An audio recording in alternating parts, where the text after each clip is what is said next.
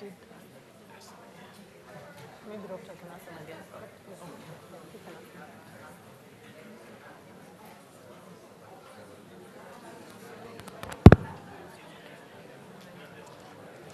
I think so. It's not. Can you? Again? Is it working? I can't. Can you hear me? You can't hear me?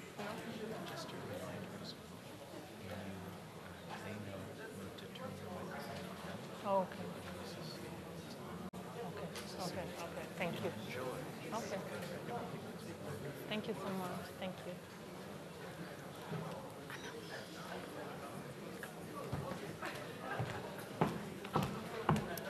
Can you announce that? Is your mic working? Okay. Can you announce that they need to move to the front because they're not moving, so they need to move to the front so that people coming in late can go to the back instead of coming all the way to the front to They're disturb not you. listening. I honestly don't want to tell them because I'm like, you're grown folk. You I'm not should telling know. them again. No.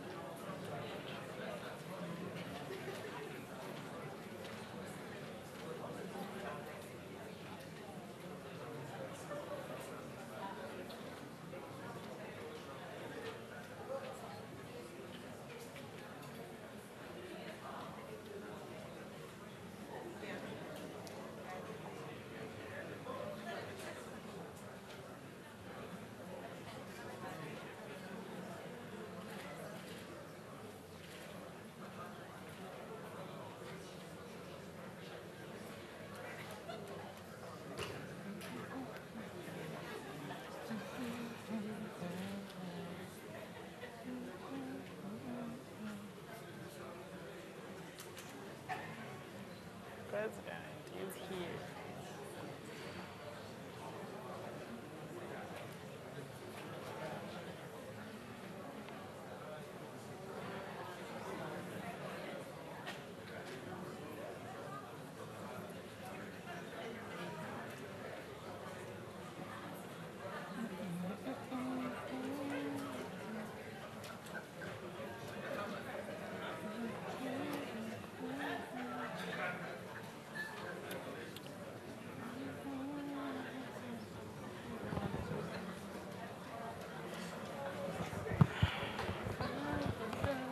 He's here.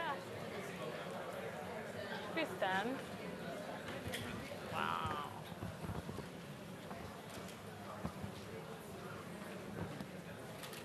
Well done.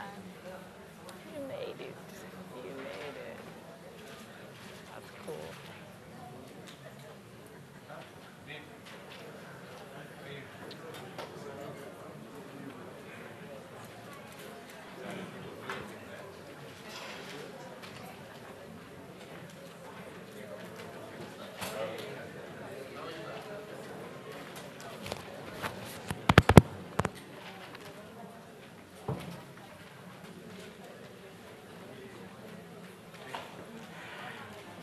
Okay. Stand. Good morning. Good morning. Can they hear you? Good morning. Morning. Your Excellencies, distinguished ladies and gentlemen, all protocols observed. My name is Emi Rono. My name is Chongo Chitopila. Welcome to the inaugural youth-centered event titled Bridging Innovation and Industry, African Youth Solving Continental Challenges. We are truly delighted to have you here. Today, we will listen to 4 young, bold, and dynamic African youth contributing to Africa's industrialization through solving Africa's development challenges using their business opportunities that they have created. They have innovative ideas, they are creating employment, and they are solving problems. Our first 2 speakers are Badir Idrisi, who will be followed by Abigail Yuri. Badir Idrisi is a Moroccan entrepreneur and CEO of Atlan Space. Atlan Space is an African startup that is developing artificial intelligence for drones, which is being used by emerging countries to monitor large geographic areas. Abigail Yuri is a Liberian entrepreneur and CEO, co-owner of Edgel. Edgel is a pioneer recycling company using innovative technology to change waste into valuable products. Ladies and gentlemen, please put your hands together for Badir Idrisi and Abigail Yuri as they take the stage one after the other.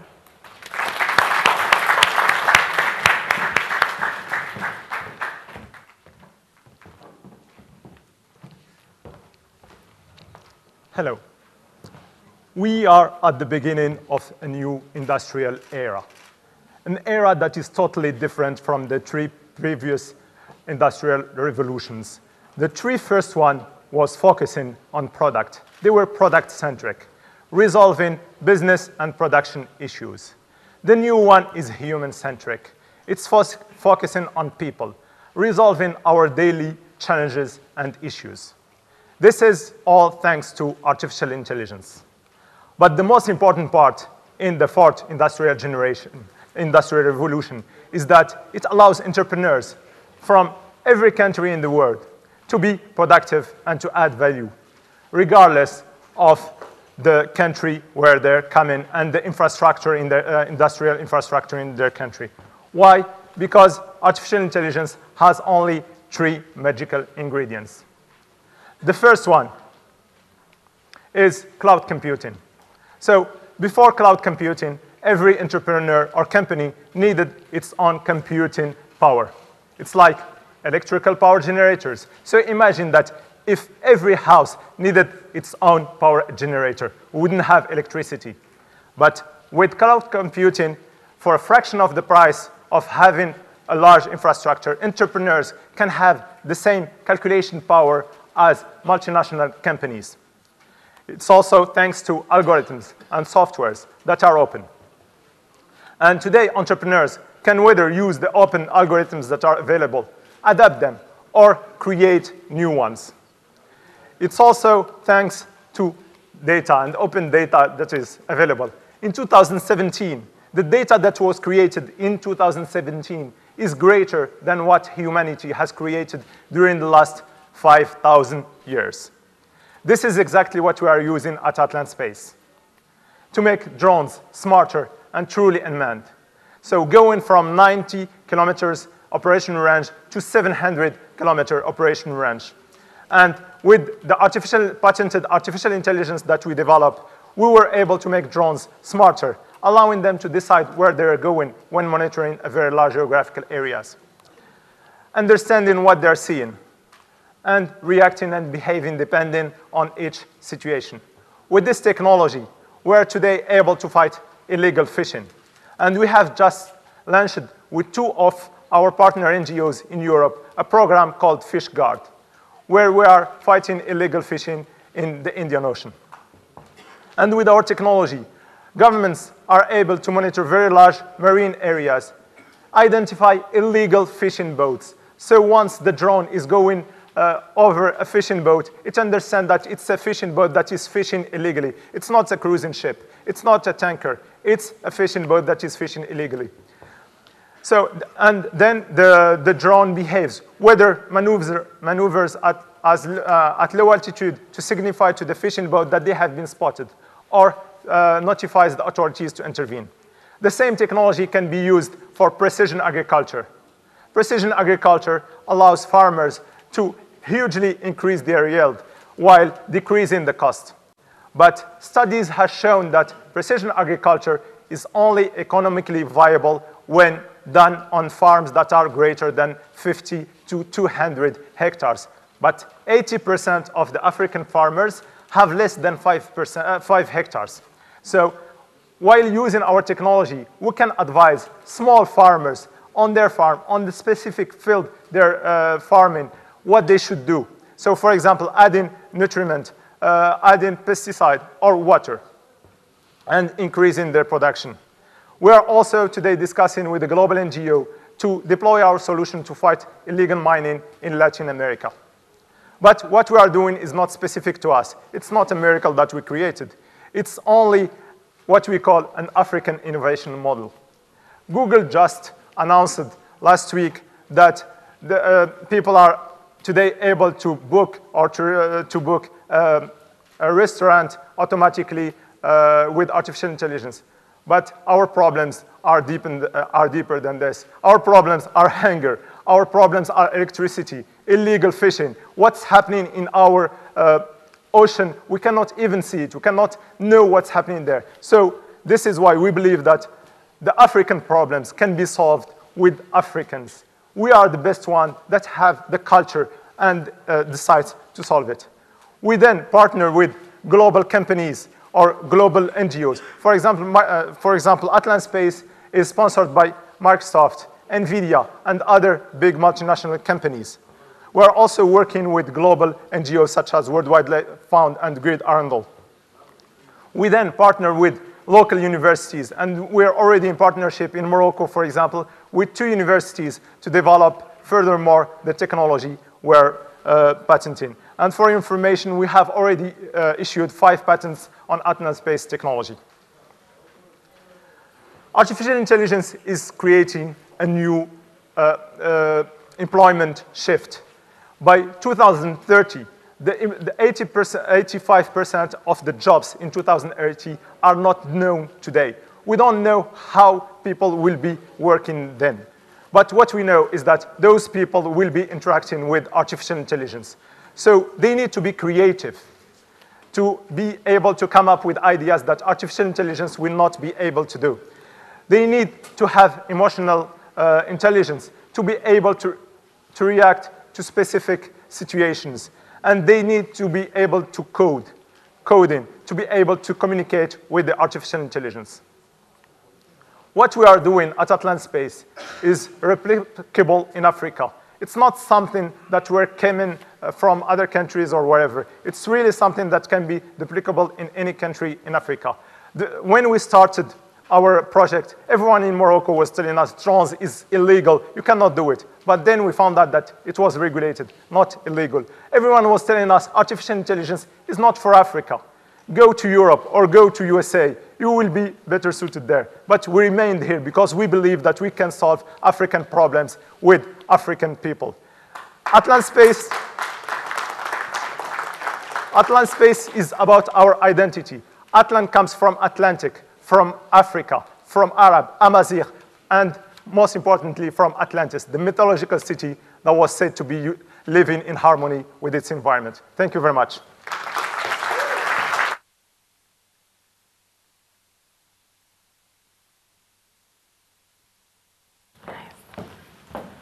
And now, ladies and gentlemen, I'd like to invite the man who needs no introduction, the President of the African Development Bank, Dr. Akiwumi Adesina, to make some remarks.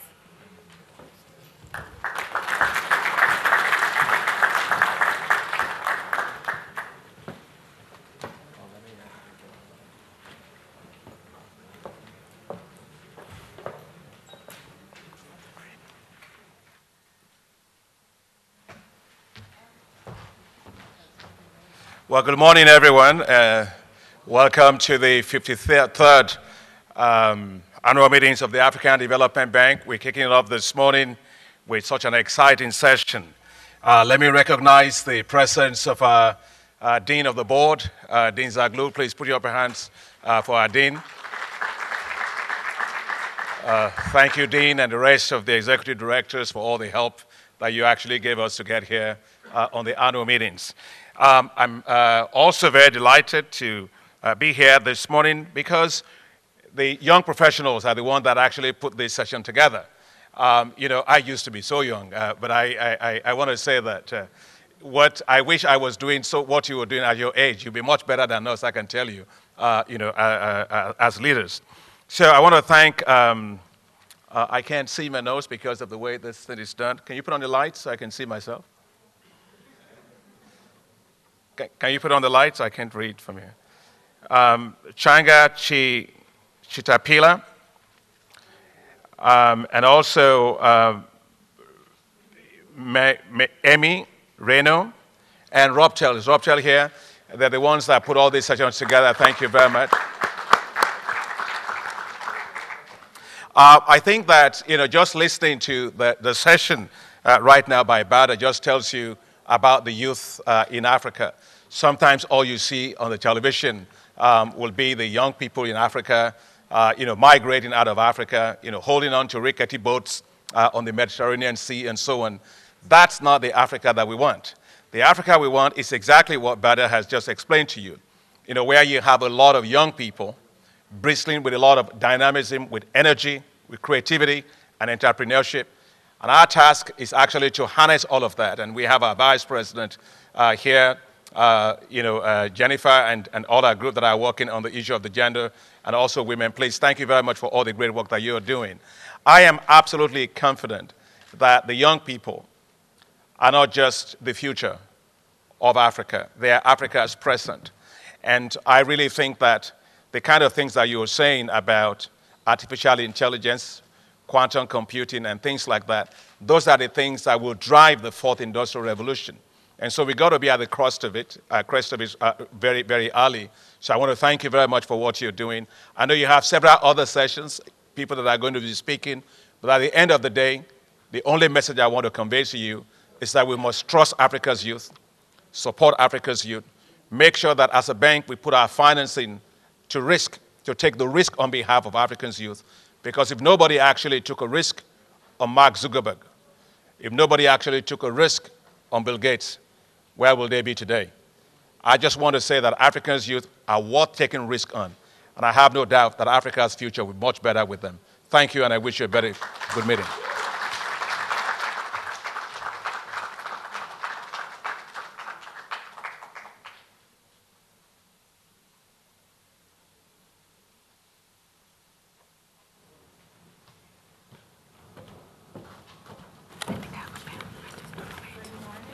Thank you, Mr. President. I'm Abigail T. Ure, CEO and co-owner of Edgar Incorporated of Liberia. I'll be talking today about taking waste into manufactured goods for a post-war export. Very early in my life, I remember seeing National Geographic magazines lying around our home. My father read an article on recycling and decided that he would give it a try as a part-time business. So he would take trips on the weekend collecting used batteries, and I accompanied him on some of these trips.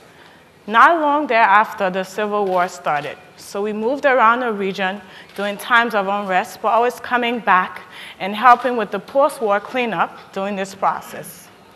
After which, I decided to pursue my college education in North America, where I studied accounting with specialization in taxation. I pursued a career at PricewaterhouseCoopers, but after a while, I decided it was time to go back and get to the business of building Edgill. So I started the process of transitioning the company from a post-war company into an industrializing recycling company and really professionalizing it. Now, we had gone through some of the most challenging periods to actually be in business. But when we moved into industrialization, we saw a whole new set of challenges, which were limited industrialization capital, underdevelopment of our human capital, and the lack of power and water infrastructure. Now, for us in Liberia, market is a challenge. A lot of things are a challenge, but our population is relatively small, with 4.6 million people, a GDP of approximately $2.1 billion, and 14 years of civil war, which led to high illiteracy rate and youth unemployment. Edgale's current workforce is approximately 60 people, and of those 60 people, 24 are actually ex-combatant, 60% of whom were ex-child soldiers. We provide jobs for those, but through the process, there's also additional 200 jobs created. Now, if you know anything about war and child soldiers, working with child soldiers are extremely challenging. So it was such a challenge for me as a young woman to be able to lead these individuals, and after them not having any structure, any education, whether formally or with technology, so I had to be very strong in terms of managing the emotion, being compassionate but firm with them. Through this process, we also found that industrialization, women were not involved. When I entered the process, we had no women working with the company. We now have 6 women who help with quality management and getting our work done. Moving into the fact that power and water is a challenge, we focused on power a lot, but we found that water was especially challenging when recycling the waste oil. During our first week of recycling, we had to shut down and find a solution for water. Then I realized, well, Liberia receives quite a lot of rain. Actually, 4,600 millimeters of rain per year compared to 1,000 on average on the continent.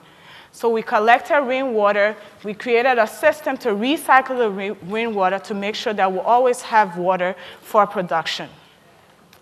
Capital is a problem for us, of course, because as you're creating all these new technologies, you need capital to build them. Access to loan or whatever financing is limited because when you create a factory, you're building it over a period of a year, 2 years. Our access is usually 12 to 18 months. While collecting the waste, lubricant, and scrap metal, working with our EPA, actually, we found that we could stop the dumping into our waterways and actually create a healthier environment for ourselves. With this factory, we came back to power. So power is we did not have a national grid. We did not have a source of hydro or solar. So I kept thinking, I have to find a technology to recycle the oil that will not require me waiting for a grid, because we didn't have the time. There was a lot of waste oil lying around.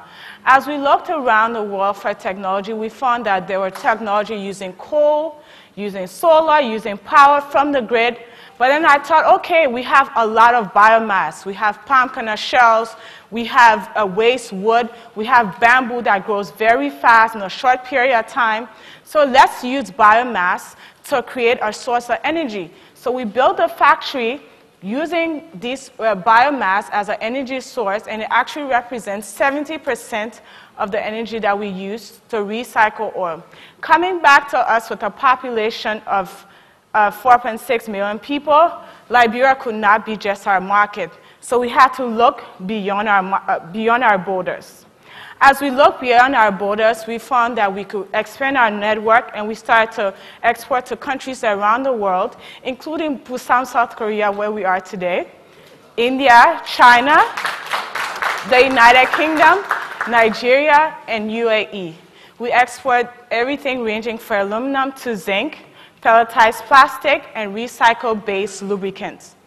Through our collection, we collect approximately 205 tons of scrap metal from our dump sites, collecting 40 tons of waste oil. And of the scrap metal we collect, approximately half of this will actually be entering our landfills if we weren't collecting it. Because although there are scrap metal collectors, we're able to invest in technology to take what would actually enter into the landfill and process them for export. So now our challenge to ourselves is not just exporting raw material, but actually producing finished products. Our next route on this process actually is to create a lubricant blending facility where we can take our recycle-based oil from an export product into a packaged engine oil that can be used by our vehicles within country or within the region. Recycling is a necessary part of industrialization, whether it's by the creating a drone. We need metal to create a drone. We still need oil to run our engines, even when we're using, as Mutango will talk about, renewable oil. We always need these things as our part of our industrialization process. So I encourage all to think about it, to know that we contribute to this process of industrialization, and recycling is an integral part of it. Now, as a young person moving to this process 10 years ago, it has been extremely challenging, but it has been such a rewarding process that I encourage us all to encourage the youth of Africa to get involved. Thank you.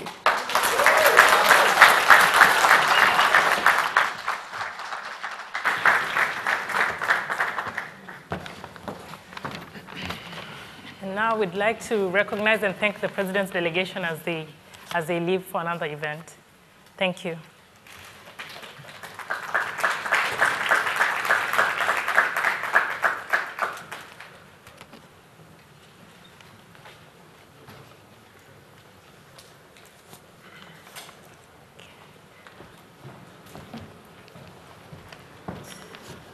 So, ladies and gentlemen, what did we hear from the first two speakers? One is that Africa's youth need to be resilient and remain courageous in the face of immense challenges as they venture into business opportunities that are sustainable, while at the same time remaining open to learning new skills and adaptable to change. And secondly, the fact that there's a shift from the old employment model, from white-collar and blue-collar jobs to a new collar job. In addition to that, for the new collar job model, youth need to have new skills, for example, creativity in order to beat the machines, the ability to have emotional intelligence, and the ability to code. These are some of the skills that Africa's youth will need for jobs of the future, in addition to skills in science, technology, engineering, and math, also known as STEM. But picture this. Out of about 14 million Africans enrolled in higher education, only a third of these are enrolled in STEM, meaning that Africa is not really preparing Africa's youth for jobs of the future. In the context of the fourth industrial revolution, with rapid growth in artificial intelligence, Robotics, nanotechnology, biotechnology, genetic engineering, and big data analytics, it's clear that Africa needs to do more to prepare youth for jobs of the future. So, progress is being made, but we have to move faster. Without rapidly increasing our capacity in STEM, Africa will not take full advantage of the fourth industrial revolution. We have to reorient Africa's training systems as well as education to meet the knowledge, competencies and skills, and innovation and creativity required to nurture Africa's core values and promote sustainable development. Africa needs to create and enable a culture of innovation, and this innovation must be driven by the youth. This is the only way because the youth are Africa's greatest wealth. With Africa projected to become the youngest and most populous continent by 2050, with a population of over 840 million youth, we must capitalize on this wealth. Ladies and gentlemen, as our next speakers come up, we invite you to contemplate with us what role each one of you can play in your different capacities, taking the ideas and stories that will be presented here and figuring out how you can scale them up to create more impact across the African continent. Ladies and gentlemen, our next two speakers will be Lorna Ruto, followed by Mutoba Ngoma. Lorna Ruto is a Kenyan and CEO and co-founder of EcoPost, a company that's creating cash from trash. Yes, you heard me, cash from trash, while conserving the environment and creating thousands of employment opportunities. Mutoba Ngoma is a Zambian, founder and CEO of Tapera Industries. Tapera Industries is a company that's in the business of renewable energy that's processing vegetable oils into biodiesels, fuel, natural bath, and laundry soap. Ladies and gentlemen, please let's give a round of applause to Lorna Ruto and Mutoba Ngoma as they take the stage one after another.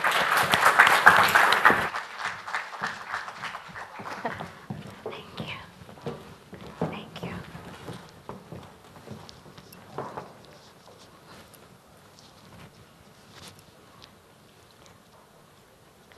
Good morning, everyone. Good morning. You didn't have breakfast? Come on. Good morning, everyone. Good morning. Yeah, that's the spirit. We're in a youth forum, so feel like it, yeah? My name is Lorna Ruto. I'm a multi-passionate social entrepreneur with a vision to have a green Africa free from poverty. I'll give you a bit about my background. I grew up in Kenya, in Nakuru. Nakuru is outskirts of the capital city, Nairobi, and Kenya is such a beautiful place. I will not tell you my age, but those days, in the 80s, I was born in Kaptembo, the village. It was beautiful, green, forested, and even when I was taking our cows to drink water, I'd see monkeys and chipmunks, and then I'd get to swim in some hidden ponds and streams. And then even when the cows were drinking water, I'd just lie down below the trees and listen to birds singing. It was just beautiful. Just get the picture. Are you getting the picture? Oh, it was beautiful. Unfortunately, in 1994, due to rural-urban migration, our trees were cut down to give room to poorly serviced settlements. And before I knew it, my once beautiful home just became a small, dirty town with waste littering the streets, clogging the sewers, and even encroaching into our homes. Have you seen when it rains, what happens when especially plastic waste encroaches into the sewers? It just clogs, and then the water blocks, and then it gets into our houses. It just became a dirty slum. Kenya faces a triple challenge of managing its solid waste, conserving its forests, and even creating jobs in line with the Sustainable Development Goals. And this is the same case with various other countries, African countries. In Kenya today, over 100,000 metric tons of waste is normally generated every day, 20% of which is plastic. And that's the waste that is thrown everywhere, littering the streets, clogging the sewages, and just sometimes when it's burnt, releasing carbon monoxide into the environment. The other big challenge is deforestation. We are seriously losing our forest cover. Like, we only have very few forest covers compared to 1980s when there was that beautiful place like where I used to live. People are cutting down trees to get building materials because of the increase in human population, need for fuel. Among all these other challenges, we're just losing our forest cover. And the challenge that really bothers me is unemployment rate. Like in Kenya, over 1 million youth enter the job market every year. And there are actually no jobs unless we create them. And over half the population live in poverty, earning less than $2. It's just sad, and we need to put a dent into this poverty level. And EcoPost was conceived in 2009 to actually do something about that. I realized when I was quite young that waste is not waste unless it is wasted. I used to take plastic waste and I'd melt it and make ornaments, and I realized actually you could make some money by dealing with waste. And I decided once when I grow up, I will use it even more and manufacture and make. I don't choose. Waste does not discriminate the rich and the poor. And I wanted to work with youth and women groups and do something about it. Did I succeed? Yay! I did. What do? Our business model is such that we work with youth and women group. We collect plastic and agricultural waste, and we manufacture products. We work in the factory, take this waste to shred them, and we manufacture products that are very aesthetic, durable, and environmentally friendly. in the factory, we use extrusion technology to take this plastic waste, and we produce these products, profiles that are used for fencing, they are used for signage, they are used for even building and construction. We can make wall cladding, decking, floor, ceiling, among all these other products that have so much demand in the continent. We can actually not meet the demand for these products. It's the youth, one of our biggest challenges. We cannot meet the demand. I'm scared of customers' calls because I have got orders for the next 3 months. And after this, I'm taking orders. I'll produce. Please buy these products and fence your homes. I know you look like you have a lot of shambas. I'm very happy to be in this forum. People like residents, farmers use these products for fencing. Sign companies in Kenya, desperate youths cut down road sign metal and sell to people like Abigail for scrap. And we are providing this suitable alternative that does not have any salvage value. If somebody cuts it down, what will they use with it? And it's also even institutes like Kenya Wildlife Service. We fence a lot of game reserves, even huge animals such as elephant. When they walk on our products, it will just sway and come back up. Actually, waste is not waste until it is wasted. And we are even now building and constructing nice places. I need orders, please. And I am so happy to say that we've been able to withdraw over 3 million kilograms of plastic waste from the environment and recycled them to make these wonderful products. We've sold over 100,000 posts, and this has enabled us to create over 50 direct jobs. And as we're speaking today, we have created over 2,000 direct jobs, especially for the youth and women in marginalized areas. I don't discriminate. Job is job. And I'm so glad that we've been able to save over 450 acres of forests. This is because by producing these products, we produce a suitable alternative to timber. So we prevent cutting down of trees. And by so doing, when you calculate, we find that we've been able to save over 450 acres of forest. I am so happy. Please clap for me. Thank you. I know I forced it. Thank you so much. Not that we have not had challenges doing this. But remember, we don't have problems. It's only challenges. Youth, green entrepreneurs, we normally really struggle. We need enabling environments, proper regulations. One of the biggest challenges I've had, especially with startup, is while we approach the local banks even to look for capital, we were told, oh, we need this collateral, we need a good credit history, and we're just startups. So you were wondering, how are you expected to have a proper credit record when you've just nothing? Those are some of the challenges. There is need for incentives. Please help us to implement these things. We can create thousands of jobs. Youths are the next people who are going to unleash Africa's growth potential. Please join hands with us and help us to be able to do something. And with that, I really appreciate policymakers and institutions who've been supporting. Somehow, the first capital that I managed to raise to start this business was from this business plan competition awards.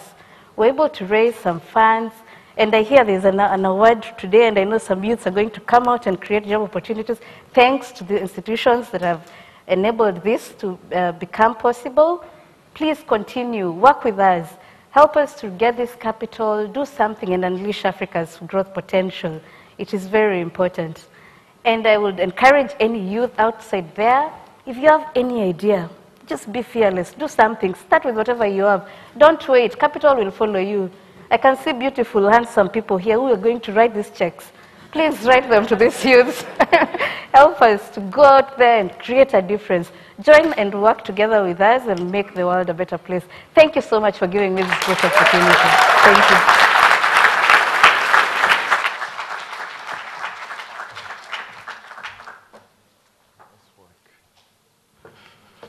Okay.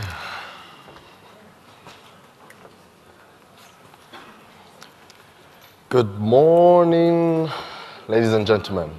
Yes. Well, I can see you're energized after that performance. My name is Mutova Ngoma. I'm coming from Zambia. My background is in manufacturing engineering and focusing on aircraft engineering. I was working as an aircraft technician back from 2007 to 2009 when I was developing my business in renewable energy of converting vegetable oils into biofuels, as well as also making soaps from the vegetable oil, which are natural and free of toxins. So, every year in Zambia, we have one oil refinery called Indeni. This oil refinery has been servicing our fuel needs for the past few decades. And every year now, since it's dilapidated, it's shutting down annually for maintenance so that it can continue providing us the fuel. Now, every time there's a shutdown, there's panic buying because everybody is afraid of running out of fuel to run their businesses and their daily lives. And so it causes a strain on the economy. And to avert this, the government actually imports a lot of fuel into the country to cushion the shortages. At the same time, despite this regular maintenance, the refinery is only operating at 40% capacity of the national demand, which means that 60% has to be imported through third-party operators. So while I was working, I was looking at opportunities where I can insert myself into the value chain to see if I can provide a local source for biodiesel to run vehicles in the country. And I started working on this simple system where we can get used cooking oil and process it into biodiesel to run in cars, as well as also make a natural soap from the same oils, which can be supplied to low-income households as a cheap and good quality source of hygienic products of soap. So basically, to kick off the project, I knew I couldn't set up a jatofa plantation or a castor plantation because those are the best raw materials, which are non-edible vegetable oils. But I knew that there was an industry of kitchens and restaurants that needed to discard their used oil. So what we did is we started buying this oil from restaurants, collecting it throughout the city, and then we process it with my staff to produce biodiesel for cars, which we supply to PSV vehicles and certain borehole drilling companies. And also, we make the soap for mass markets, which we supply in the low-income communities and high-density areas. The soap is better than any soap that can be produced on an industrial level, simply because it does not have any toxins and chemicals that are required to make these beauty soaps. So further down the line, in 2013, we started working on jatofa outgrower schemes. This was because after a few years working with the waste vegetable oil, we found that it was not enough to sustain the growth of the business. We could not scale it up because we were only getting about 3,000 liters a month, which was not enough when our customers kept on demanding more and more, especially that our country uses about 2 million liters of diesel per day. So 3,000 liters per month is not even significant for even a small company. So what we did is we started working with small-scale farmers to plant this jatofa tree. I don't know what it's called around Africa, but we call it monokunda in Zambia. So this tree produces these pods these are very small pods that contain this seed. Now, this seed has vegetable oil, and it's also a high protein. It's a high protein seed. So what we do, my farmers and I, we collect it, bag it, and transport it to our factory for processing. When this seed is processed, we get the vegetable oil, and then the residue is a high protein residue similar to soybeans. However, because jatropha is not readily edible, it requires another process to make it edible so that you can have the high protein fodder. Otherwise, usually it's used as organic fertilizer. And while the jatropha oil, this one here, is what we turn into the biodiesel and the natural soaps. So looking at jatropha, we felt that this would be the best way to scale up because we can expand on the land and work with a lot of farmers and create some self-employment opportunities. So since we started, we had about 15 permanent jobs before, but we had to cut down because of the dynamics of the business. So we're now down to 5 permanent staff and 30 seasonal part-time staff. The 5 staff are mainly admin and logistics to help us with the day-to-day, while the 30 seasonal part-time jobs are basically people who go around buying the jatropha for us and making sure that we have the raw material to process every day, but they are paid on commission, not on a permanent basis. And then the farmers that we have worked with, we have 1,800 farmers, which we have created self-employment opportunities because they own the trees, they own the land, and they just supply us with the product, which we can process. So we are basically providing them with a guaranteed market for their produce so that they can live their daily lives.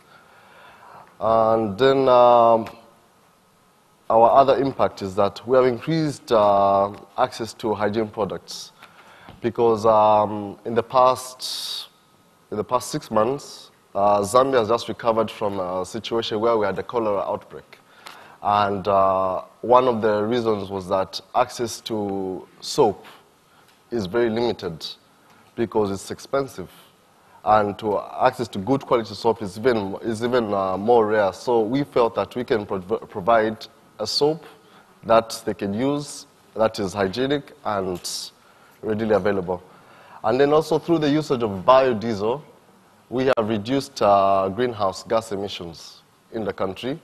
And we are yet to tabulate how many tons of carbon we have saved, but we are actively working on that. So basically our challenges, like I mentioned earlier, was to grow our material base to sustain the growing demand for our products. And then also, like I mentioned, that the seed cake, after processing, has more value, has got more value addition opportunities. And with the right equipment, we can actually produce creosote. We can extract creosote from the cake through a process of carbonization, which is very technical. I won't get into that right now. And then also we can make biomass briquettes for heating, industrial, and cooking at home. As well as if we also process the cake further, since it's high protein, it has the potential to replace soybeans as a high protein fodder for livestock, and that could be beneficial. And then another challenge we've had is skills training for small-scale farmers, because this is a crop that is perennial, and they're used to annual crops like cotton and tobacco and these other ones, maize. So now we have to train them how to grow these trees and maintain them on the long term for long-term productivity. And so that is what we do. And this is our farmer, Abeles. And she says, thank you very much.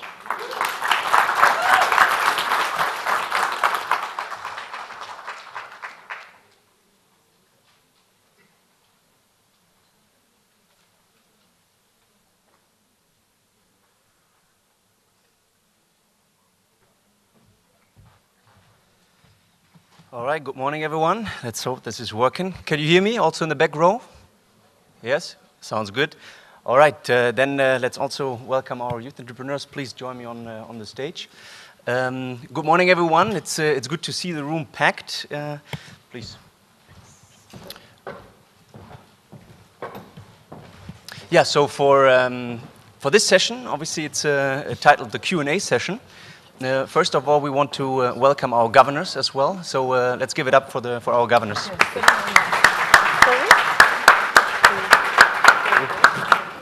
So, honorable governors, if there's any contributions you would like to make, please raise your hand, then that would be the chance.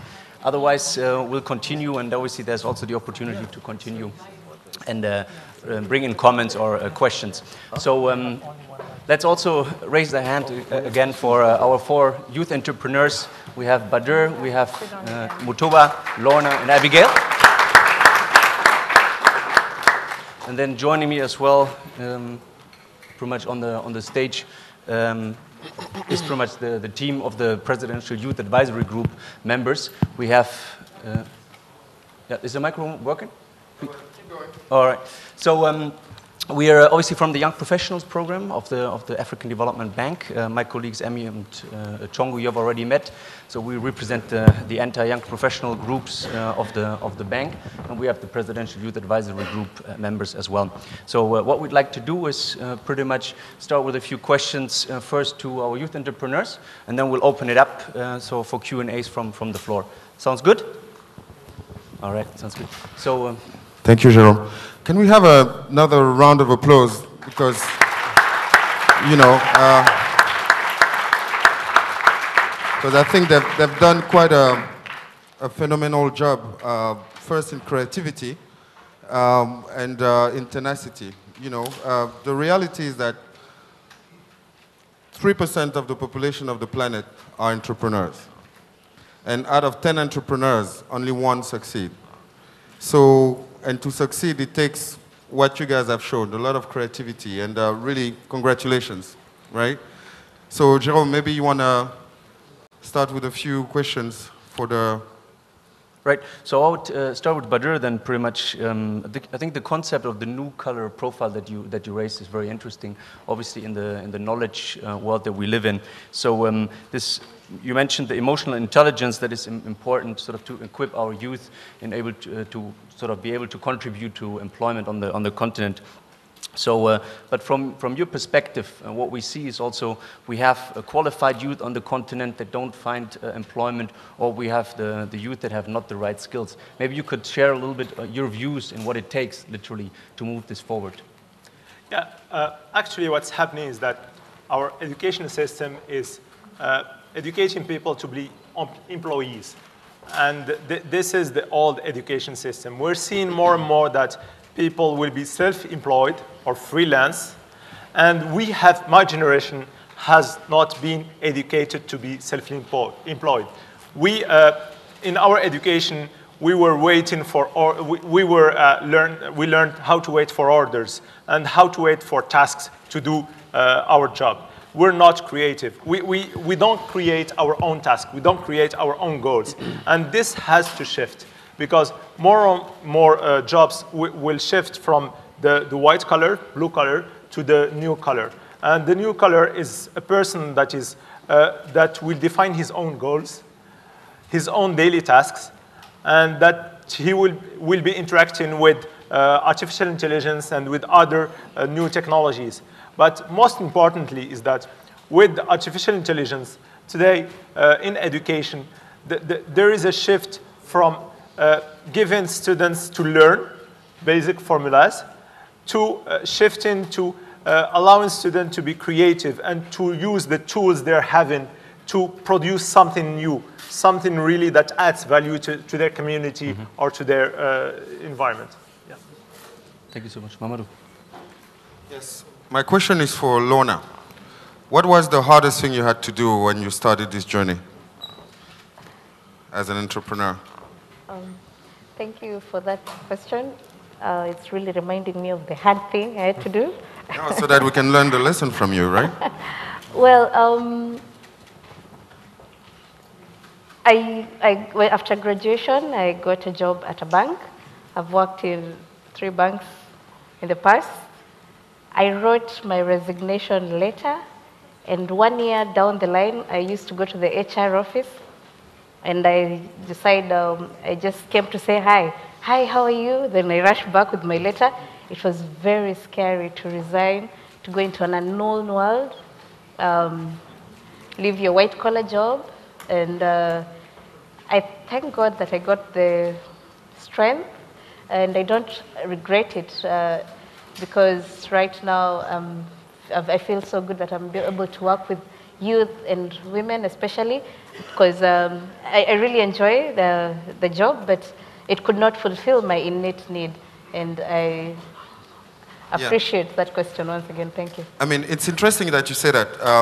I think over the past 2-3 years, I've had the chance to meet a lot of young entrepreneurs.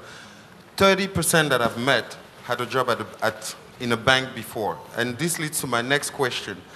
Do you bankers leave banks because banks don't lend to the youth? No, it's true. I mean, it's been a real thing. Like a lot of bank clerks in their 20s get frustrated and go and start their own thing. So what should the banks effectively do and the financial sector to give that opportunity to the next generation to start businesses? If you take the case of, let's compare 2 economies, right? Let's take West Africa Francophone economy. Basically, the exposure of the banking system to the whole economy in terms of boosting the economy is 30% of the balance sheet. If you take South Africa, it's 150% of the balance sheet. And that's why you have a much broader, bigger, deeper entrepreneurship system and boosting young entrepreneurs.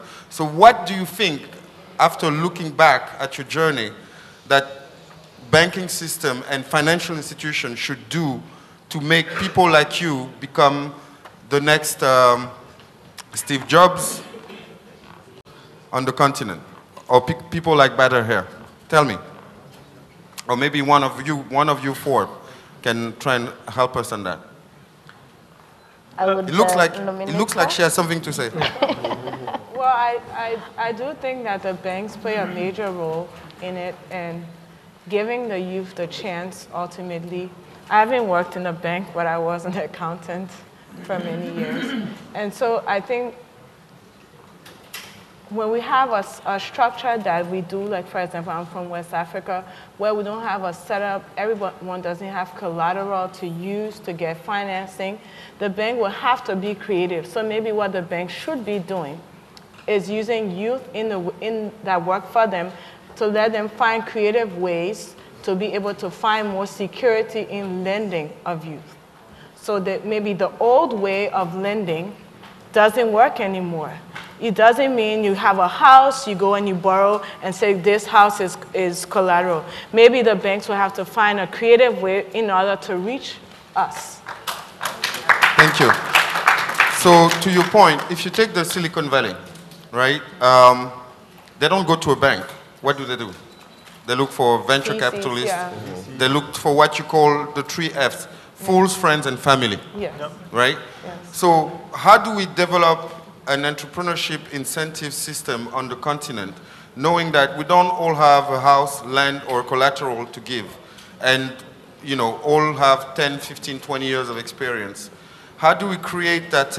What do you see around you, whether it's in Liberia, in Morocco, in Zambia, in Kenya, of the people of your generation effectively do to kind of work in spite of the system versus a system that is enabling?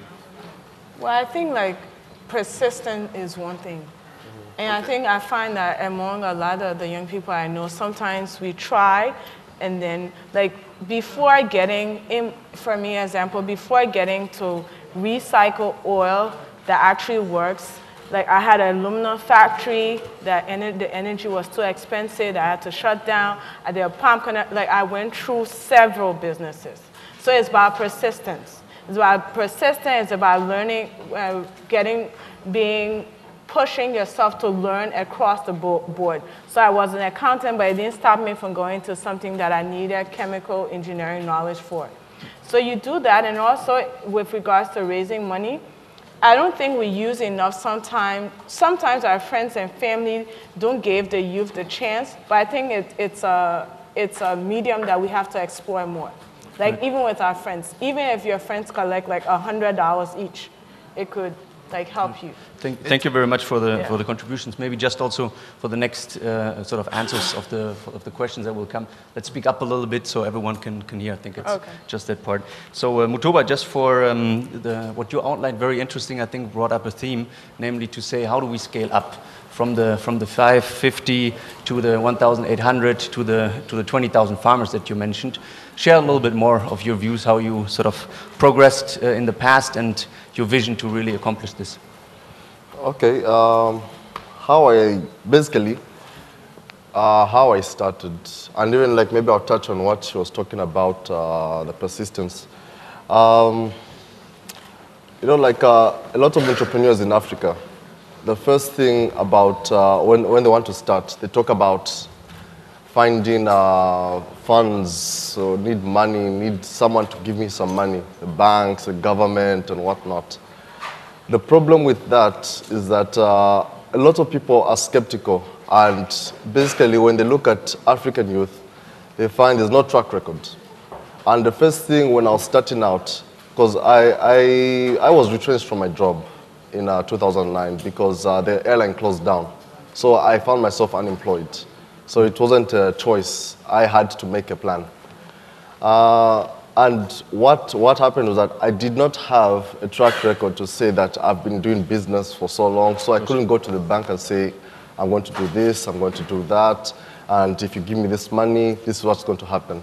I just had to make a plan, show that I can do it, and one of the things I did was I took up my savings, and I basically started going to the rural areas, started talking to farmers, getting them to trust me to say, look, if you work with me, I'm going to guarantee you a market so that you can have a sustainable income. And when I started that, I started with one district and just 50 farmers. I would have to hire vehicles and motorbikes and everything just to go out in the rural areas. And just from working with them, they saw that I was consistent, and that's how it started increasing slowly and started moving to other districts. And that's how we ended up with 1,800 farmers. And now I feel that as we are going along, I'm talking to different clients, and they want me to scale up so that I can supply them with more product. So that is going to be my base to engage more farmers so that we can sustain the supply that the clients request. All right. Thank you very much. I think now it's a good time to really open it up as well for questions and answers. So what I would suggest is pretty much, please introduce yourself real quickly, very briefly, then pretty much just name an organization, and then a comment or a question, but really let's limit it to a minute so we have more time and take more question and answers down the road. So I think we start now. Please. Thank you. My name is Tom. Tom Owiya. I'm an economist working in the office of the President of the African Development Bank. I have a question for Badr. Badr, clearly you are a man of numbers, and the two numbers that you mentioned in your proposal, which kind of excites me. You say that 80% of the jobs that will be available by 2030 are unknown. Yeah. So that's an important statement. Now, but I think the direction of travel is clear. Now, given your experience and given that we have our honorable governors in the audience, I want to ask you what two pleas would you make to our honorable governors to try and create an enabling environment to prepare African youth for these 80% of jobs that are unknown today? That's the first question. The second question is 80% again of African farmers have operate their businesses, less than 2 acres. Yeah. And you say artificial intelligence is not really, doesn't make economic sense when you have farms that are, less than 50 hectares. Yeah. I'm just posing, a question. So what opportunity is there for African farmers, especially smallholders, to benefit from AI? Can they aggregate? What solutions do you have? Or can you propose? Yeah. Thank you. Thank you so much. We take the next question, or we take them? Yeah, let's take another question. People there in the bottom. Let me help you. So I'll go for the question after this one. Who's next? All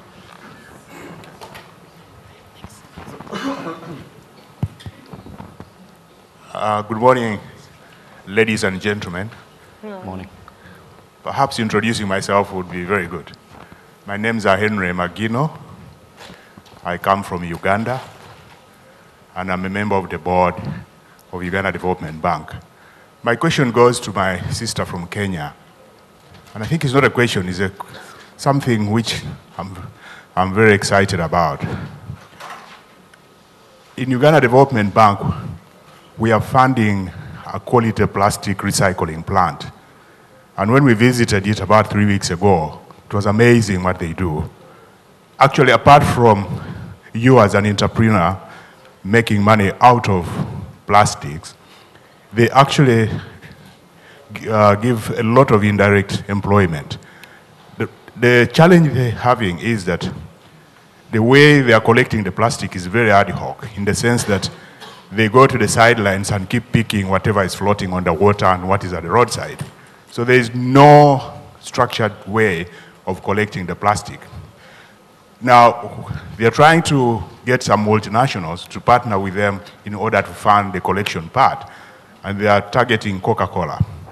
However, Coca-Cola is not yet ready. Now, the challenge we're also having is that we have lent them money to buy, in asset financing, to buy machines to recycle the plastic. Now, there should be a policy, deliberate policy of governments in Africa to actually support the young entrepreneurs like you. And you should not just look at small asset financing. You should start real factories, because what they recycle actually comes out as building materials, the plastics that you use on top of the house after when you are roofing in order to put there the tiles so that there are no leakages. They actually make other products that are very, very good. Then the socio-economic impact that they create by way of employment and import substitution is amazing. So I want to encourage you to look at recycling, not just like something that will give you money in the pocket alone. Look at the socio-economic aspects like import substitution, look at things like employment, and look at the women. The women are very, very, understand I don't have much time, but yes, I just wanted to give you that in the value chain, you have a lot to do that is very positive and the economic. But there has to be a policy guideline from government. Government should help these people to come up with a policy. Thank you very much, ladies and gentlemen. Thank you very much for the comments, contributions. We take one more question. Hello, my name is Rosetta Pack. I'm working as a liaison for the AFDB. This question is for the whole panel. So last year, the AFDB, at the press conference, they talked about inclusive growth. I was just wondering, have your companies helped incentivize youth from different backgrounds, both economically and professional backgrounds, to get involved in industrialization of Africa? And how is inclusive growth realized? Thank you. Thank you. I think we can maybe, because we don't all have a memory of an elephant, so let's just answer those questions first, and then we'll go for another round. Let's make sure we remember all the questions. Please. So who starts? Badri, you want to start? Yes. About artificial intelligence. Yeah, so we don't know. There would be 85% of the jobs in 2013 that doesn't exist today. We don't know the major skills that students should have today to be able to access those jobs. But one thing we know is that those people will be interacting with artificial intelligence. This is why President Obama, during his last State of the Union speech, emphasizes on the need to educate US kids on coding. So this is something really, really important. To be able to communicate with artificial intelligence, you would need coding. So, and this is something we're missing today in Africa.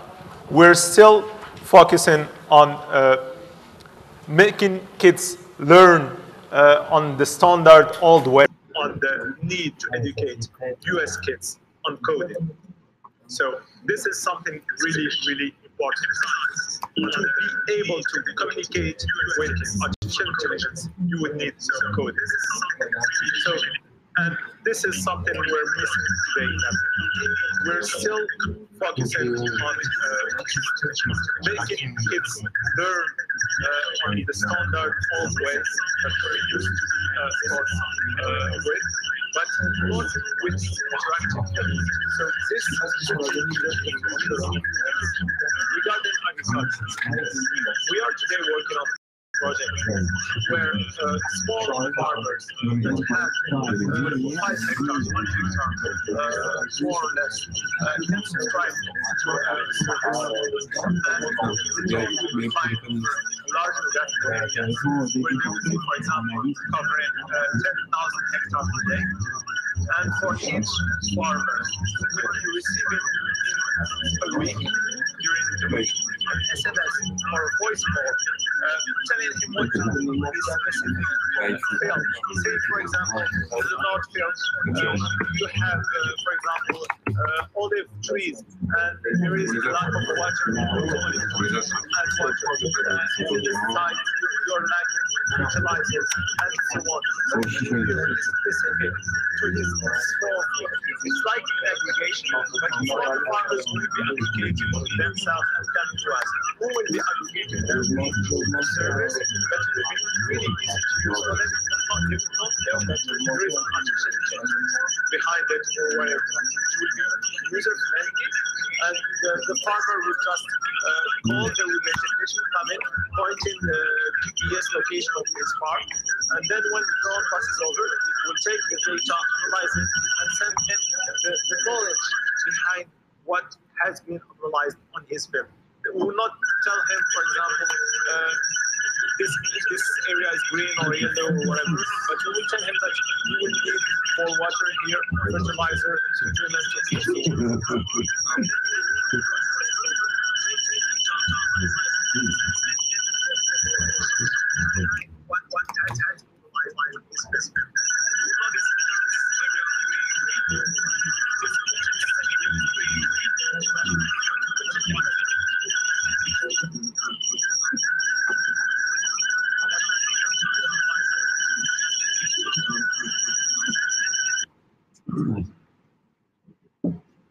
Ça peut être sympa de commencer avec dès le début une image directe du drone. Voilà. De toute façon, Maxime va gérer. Non, je vais te dire pourquoi, parce que après, quand tu as dit ça, en général, il voit la chance. C'est qu'on tu vends. T'achètes, tu vends pas importe l'histoire. Non, on a un truc qui n'était pas prévu, mais qui peut être pas mal en fait pour le desktop. Maxime, j'aimerais. Il y a une visite cet après-midi. Je ne sais pas qui va aller visiter les entreprises ici à Lyon.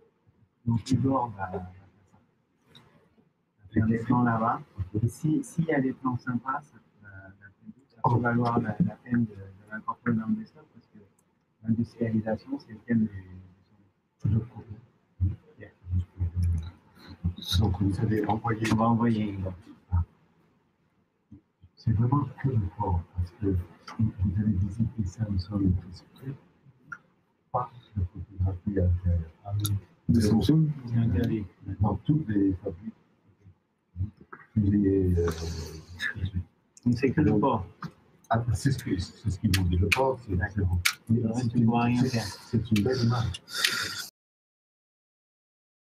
Your call will be disconnected. and create standards for these products. So just go and start. As a youth, I would encourage any youth, whatever ideas you have, go and start and implement and do it, show them, then they will invite you. So thank you for that, and please create those enabling environments for us. We love you so much. Please love us back. Thank you. Thank you. Thanks a lot. I think there was a third question. Who's want to take that one? Was on inclusive On inclusive. industrialization. Yeah. Jerome? Any volunteers? Maybe you want to rephrase the question. That was on inclusivity, and we said the theme of this annual meetings obviously is industrialization. So how do we make sure as many youth really get included in the process, knowing that it's 60% of the population and the diversity? I would say, yes. I would say that we should educate the young people to take the risk. This is something we're really missing. So be able to take the risk, mitigate the risk, understand it, and move on. Mm-hmm. Okay, thank you very much. I think it's also another opportunity now for our governors sort of to bring in and share their views, comments, and suggestions. Please. Thank you. Good morning. Morning. This myself, I am ambassador of Ethiopia here in Korea. I just want to ask some the Kenyan friend. Thank you. My point is this waste issue is very important, especially in Korea. It's a good model. I visited several areas in Seoul, in different cities.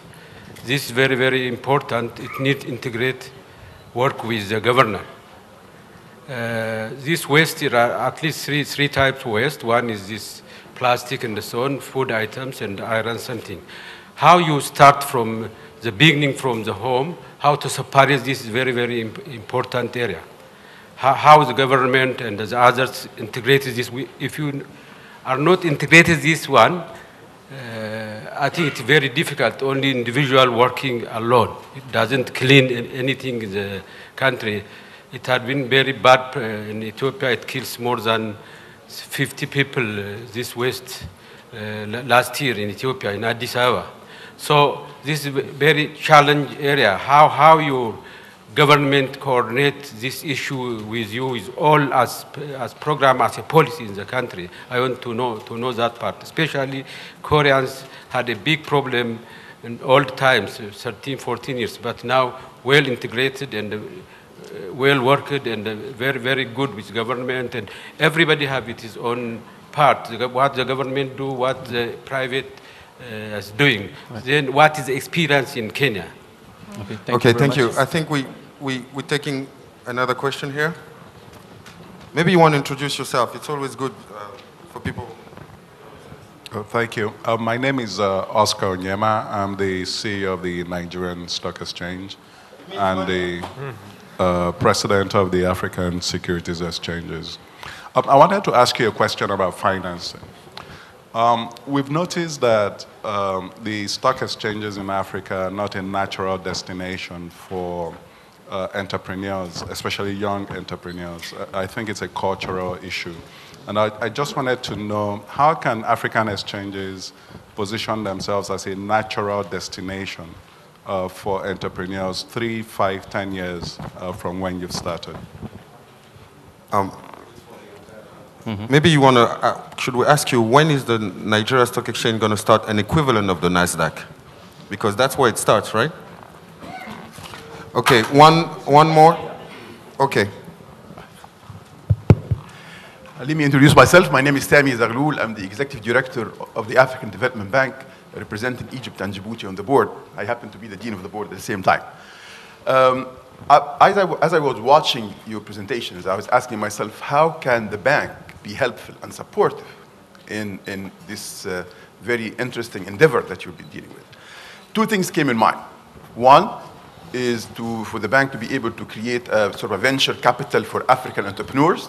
They'll be able to extend its resources through third parties happen to be playing in your fields. That's one thing.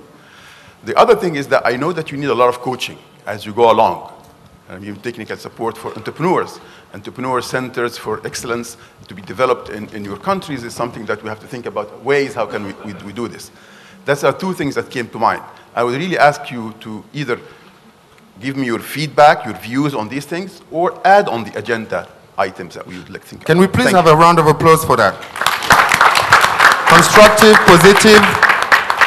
That's the AFDB we want to see. Thank you so much. One question here. Morning. Morning. My name is Tade Mutware. I'm coming from DRC. I will need the help because I want to ask my question in French. I'm free in French.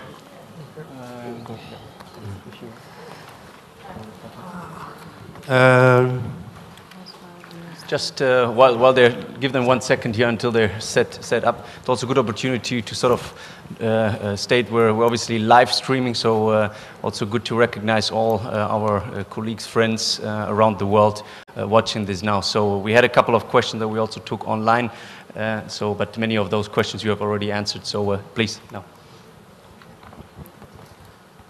Merci.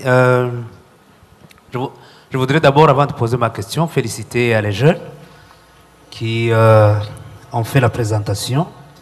Je vous félicite pour l'initiative que vous avez eue. Je vous félicite également parce que vous avez répondu à beaucoup de problèmes qui se posent dans nos pays africains, entre autres l'assainissement de nos villes, surtout vous qui avez évolué dans les activités de déchets. Ça m'a beaucoup frappé, et surtout qu'à partir de ce qui est considéré comme déchets, vous en avez fait des matières premières, lesquelles constituent la base de vos activités. Et aujourd'hui, vous avez créé de l'emploi, ce qui est une bonne initiative, et je vous félicite beaucoup. Ma question concerne surtout Abigail et Ruto également, et même Mutoba. L'initiative que vous avez eue et ce que vous avez fait, effectivement, beaucoup de jeunes en Afrique ont beaucoup d'initiatives, surtout que la plupart de nos pays n'ouvrent pas des opportunités pour le jeune, ne donnent pas de la confiance pour l'avenir, en ce qui concerne surtout la création d'emplois. Et beaucoup de jeunes ont des idées comme les vôtres, mais lorsqu'ils veulent commencer des activités, ils se posent un problème de moyens pour commencer. Et lorsqu'ils s'adressent aux institutions financières comme les banques ou comme toute autre institution qui veut donner des crédits, il y a un problème de garantie qui se pose. Ouais, excusez, on peut continuer? Pardon? Pardon, c'est une question ou... Ah oui, oui. Ouais. Donc la question que je voudrais vous poser, comment avez-vous contourné cette question-là? Les moyens pour commencer vos activités alors que vous n'aviez pas quelque chose à offrir comme garantie et aux banques ou à toute autre institution financière pour démarrer vos activités. Voilà la question que je voudrais vous poser. Merci. Jérôme, maybe you want to summarize in English because I'm not sure the translation was working for everyone. You got the mic. You're going to translate because you were taking notes and I'll help you translate. Yeah, no, we will go one by one. So first we had obviously the comment from Nigeria on the setup of the stock exchanges. So any comments from your side? Who wants to take that on?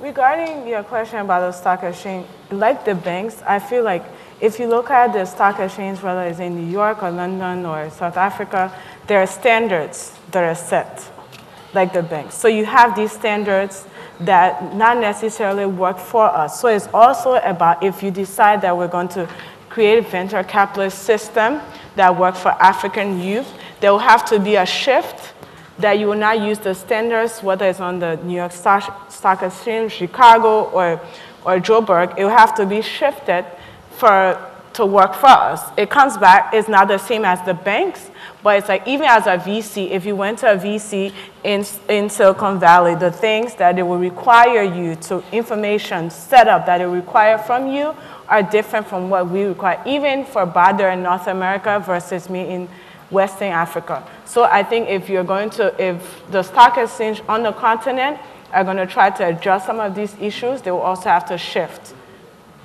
Yeah, and how they I consider mentioned that. there is a NASDAQ already, right? So it's more about how do we create and adapt it with technical assistance, etc. Yeah. Am I correct? Yeah. Okay, great. I would like to add that something similar exists already, which is crowdfunding. So crowdfunding is people that are putting money to help startups. This is not yet very well, I would say, generalized in Africa, but in other countries we saw that, for example, projects got $1–2 million through crowdfunding because people saw the product or saw the solution this startup is proposing, and they liked the idea. So they put like $10, $20 on the idea. And the total sum was like $1–2 million. Others got 100K or wherever. But what would be interesting in Africa is how to build the confidence between people and the startup. Because people see I mean, from where I'm coming, people, when I'm talking to people about startup and what we're doing, for them, startup is for young graduate people that didn't find job, that are going to create an enterprise or a startup, the time to find a job in a multinational company or in the government. So it's just, I mean, a transition period to find a job, which is not the case. I mean, if you are doing a startup, it's because you are willing to take an endeavor with the risk, but with a gain at the end. I actually just checked. Okay, one of the experts of the African Development Bank here, Madam Fowler, indicates that Casablanca Stock Exchange and the West Africa Stock Exchange have a dedicated compartment called Elite, right, for startups. So I think it's more a question of how do we disseminate, how do we create awareness so that people can actually go on that. So the question of the platform, it keeps on coming about access to information beyond access to finance. And the point you made, right, on the crowdfunding, it's still a very limited group that benefits from that, yes. Right? You from a rural area, you don't necessarily think of this crowdfunding thing, but there is something that we underestimate is the diaspora, yes. Right? So if you look at the foreign direct investments, actually last year, the diaspora exceeded by 30% the private investments onto the continent. So it was something like, in terms of remittance, $53+ billion. So maybe crowdfunding linking the diaspora who have a knowledge on the market could work. And I know the bank is also working on some diaspora initiatives that could potentially lead to some ideas and maybe link to those stock exchange because it's regulated. And then, with Nigeria, with the elite that you talked about, could be leading to some interesting concept. Next. Right, so we had obviously the ED also mentioned the venture capital and the coaching that is needed for this. Anybody else wants to take that on? It's obviously related to what was just mentioned. Any comments? What I would like to say about coaching is we really have great entrepreneurs in Africa, but not all of them are involved in building the next generation of entrepreneurs. And this is a culture that we have to set. And I strongly believe that the African Development Bank has a big role to play here. To bring when we think about the American model of startups, and Mr. President talked about Zuckerberg and Bill Gates, but those are models that drove people to go on the startup path and road. In Africa, we're missing those role models, those icons and stars that succeeded in the startup world. It doesn't mean that we don't have them. It only means that they may not be involved in creating the next generation of entrepreneurs. And I think that the African Development Bank has a role to play here to bring them to the ecosystem. Can I think Abigail wanted to chip in. Yeah, please. Yeah, coming from Liberia, a small country that does not absolutely have any culture of entrepreneurship at all, it would be so great if the African Development Bank can play a role in linking us to other places in Africa, whether it's Nigeria or South Africa, where you actually have entrepreneurs. Because from my generations, we just don't really have a culture of entrepreneurs. So if you're looking for one, you're hard-pressed to really find someone who you can say this person has built from the bottom, taking it up. So like, it really would be helpful if that's something that the bank works on. I really thank the executive director for thinking of that, venture capital and coaching. That would be very needed. It's a very much needed idea for entrepreneurs. I'm a beneficiary of the two, actually. These are kind of even accelerators, programs that I've attended has provided me with coaching, capital advisory, even basic things like writing a term sheet, requesting for finance. It's skills I did not learn from school, I did not have. So from this kind of coaching, venture accelerators is where we have grown from 2011 up to date, learning all these things, meeting even in such platforms where there's networking opportunity and being put together with potential investors. This has been very helpful to catapult Ecopost growth from where we started. So kindly go ahead and do it, and I can't wait to be a beneficiary of that. Thank you so much. We love you so much. Thank you. So just a quick one. So thank you very much also obviously for that third question from Democratic Republic of Congo. With the first Francophone contribution here, obviously it's good to have both sides represented. Let me sort of put that into a perspective. Obviously on the African continent we have 54 member countries, or regional member countries of the African Development Bank. 20 of them are in transition. DRC is one of them, and that's why I would like to bring that question to you, then Abigail, sort of from Liberia. I think if we connect those two, sort of those 20 countries in transition, literally are half of the world's countries in transition. If you could shed some light on sort of how you integrated the ex-combatants, and then also sort of you mentioned that in your presentation, the female leadership in a male-dominated sort of economy and also industry. If you sort of elaborate a little bit on that, I think would cover the question. Yeah, I think one thing with that is that, like Lona, the business we go into, having a component where you are having an economic value to waste actually it's really key in making it work. So whether you're selling cans or you're selling plastic, like I'll see a lot of people and they'll say, oh, I really want to recycle, but I don't know. And I say, well, even though, trust me, your cans are getting to me. Because somehow, whether it's the ex-combatant or somebody who will go into it and look for it and bring it on to be sold, it will. For ex-combatants, that's why I said about firmness and compassion. Because going into it, I really found that these were people who really didn't have opportunities that I myself had or somebody else. So when you're in the transition period, it's just about saying to yourself, in a place like Congo, like I've had people that I'm working with where their whole life, seeing a light bulb was the event for them. So you have to really say to yourself, if you think about somebody in that context, how you treat them, the understanding and the compassion actually is really key on making it work. So you have to give them value that they see that they can make an earning for themselves working, and you can also be able to show them compassion. In Liberia, our structure of having ex-combatant was not linked to anything government related.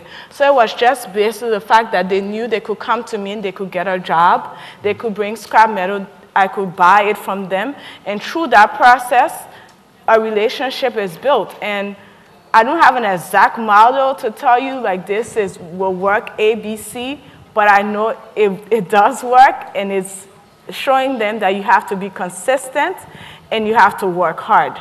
It's literally, I show them that I work hard. I got in the dumps with them, we did it together, and they saw, so if this person can do it, then I can do it. Yeah. I think we have 5 more minutes to go, so if we have a few quick maybe questions. Let's take one more question. Let's show some diversity here. Maybe a lady who wants to ask a question. And after that, we'll have the governor, of course, but ladies first, if you don't mind. Okay, I have one in the bottom there. There's some sports and going back and forth. So let me get to you quickly.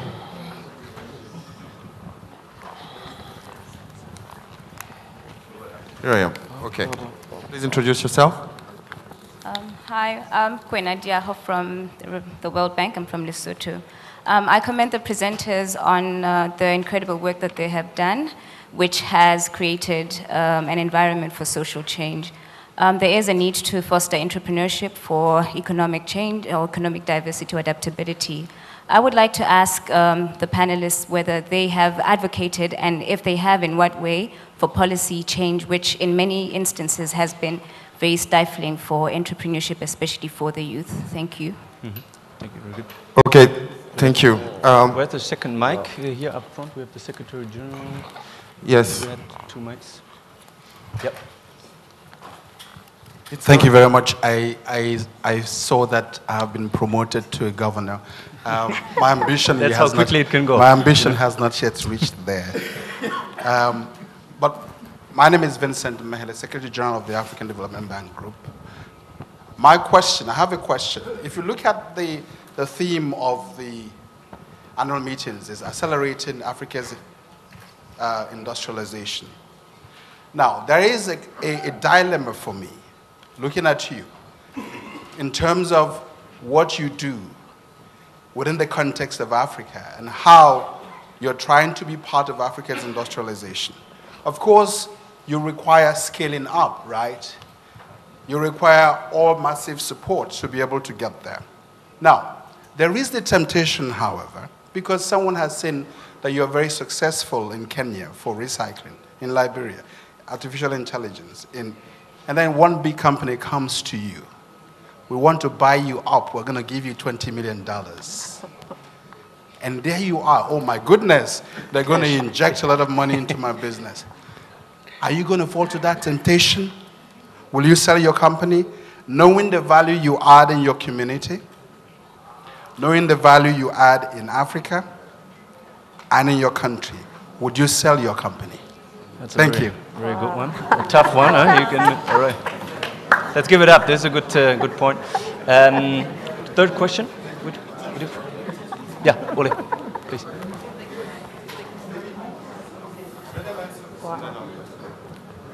Please, you can answer those questions and then we close. Thanks. With regard to the policy, the lady behind asked a question regarding policy. Yes. You know, as entrepreneurs, it takes so much time to actually run a business.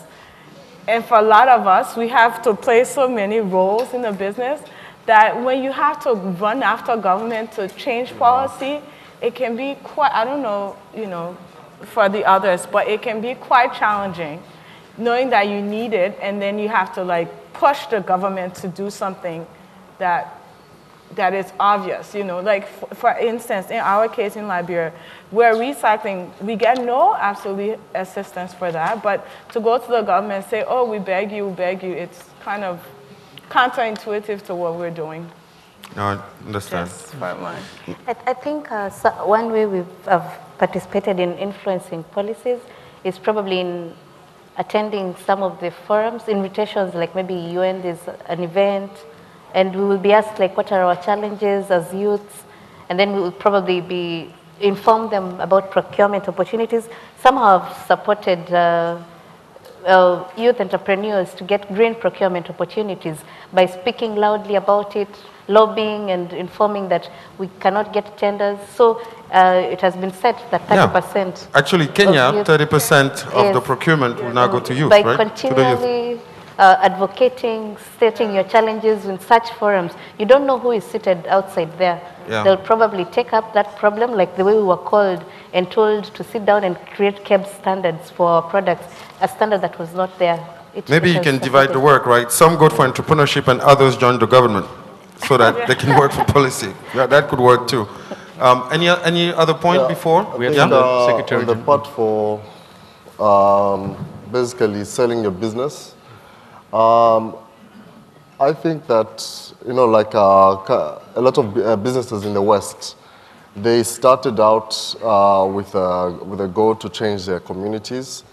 But then when you see that there are other people who are willing to take your vision further, if the opportunity comes up to sell and there's no option for staying in the business, for the benefit of the community, it might be worth it to sell.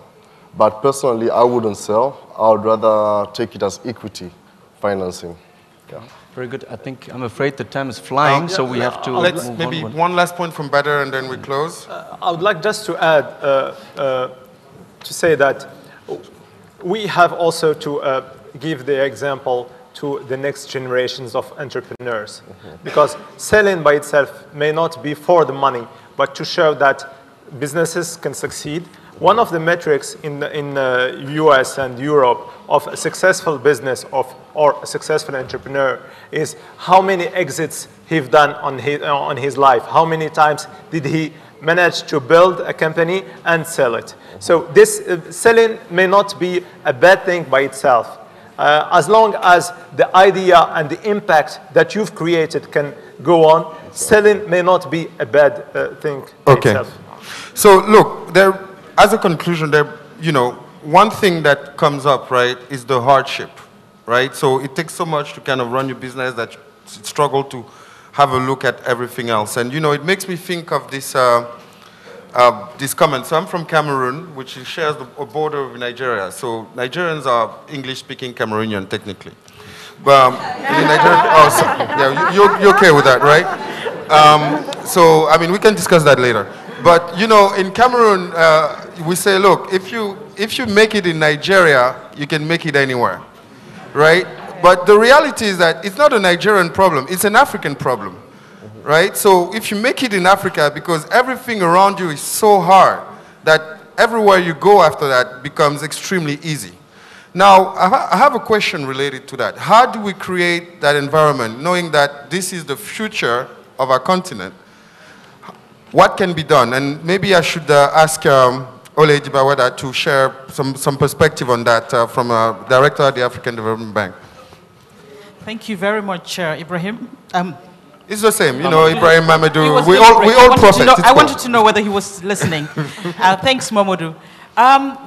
But as you rightly say, it's an African problem. But a point of correction: they are not the future; they are the present. Thank you.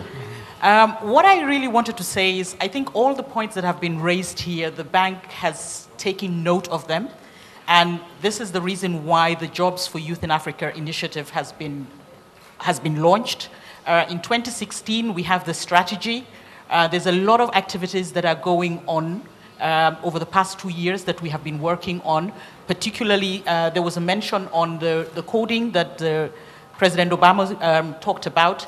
The bank has set up a coding for employment, creating 20 centers of excellence with funding we got from the Rockefeller Foundation. We are also working on the 3 pillars that is looking at industrialization, agriculture, and ICT.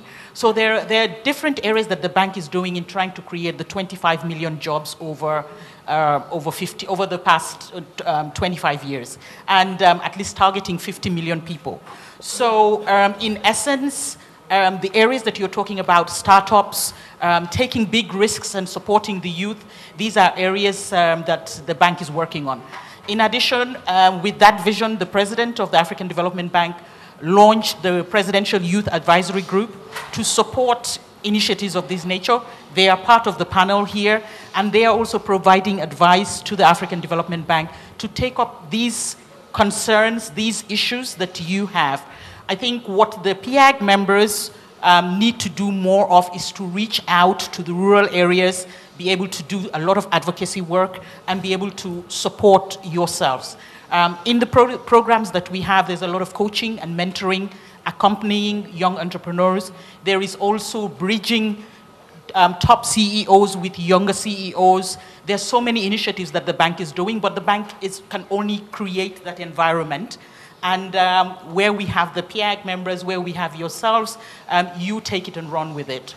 I think our value added is the niche that we have and the convening power to create and to provide startups. So we could have a lot of these discussions, but I think at the moment we are working for you and to create that environment for you, so we can have discussions on the different areas that we are working on. Thank you. Thank you very much. Thank you. I think that's very helpful and informative, and I think we're now going to get to the next session. But the shift that I'm seeing not only in this room, but having the General Secretary, the Governor, and yourself, is that we're entering in an era of co-creation, right? And I think that's the only way we will be able to solve Africa problems through a participative model and the creativity that we can be extremely good at. So, Ada, may I first thank our entrepreneurs. Congratulations for this phenomenal job. Big round of applause. And please, Ada, if you can join with Ayelen over Thank you there. so much. Thank you, everyone. Congrats. Give it up for. Please, another round of applause. Great. So we're just so excited that you've been able to sit down this long. It says something about the quality of the entrepreneurs we had today. Ayanle, a young professional at the bank, is also going to join me. For about 5 to 10 minutes of your time, we're going to just quickly try and recap what we heard in this discussion period, issues around what we didn't even hear that we think is quite relevant for today's discussion. My name is Ada Sakwe. I'm the Chief Executive of Agrolay Ventures in Nigeria. I'm also a member of the African Development Bank's Presidential Youth Advisory Group.